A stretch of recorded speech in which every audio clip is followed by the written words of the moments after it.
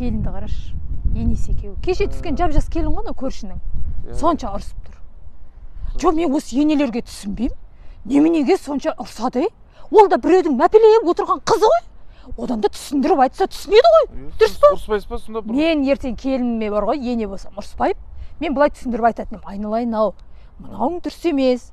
Мынауың енді бір емес, екі емес, үш емес, қанша рет айтуға болады, айналайын, а?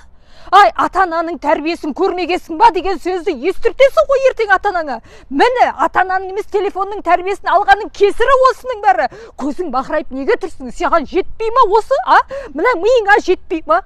Сені көрсем нервім ойнайды деп бар ғой. Мені ма? Жоқ, келінге да? А, келінге ма? Деп өстіп жай сөзбен айтса түсінеді ғой. Иә, түсінеді ғой.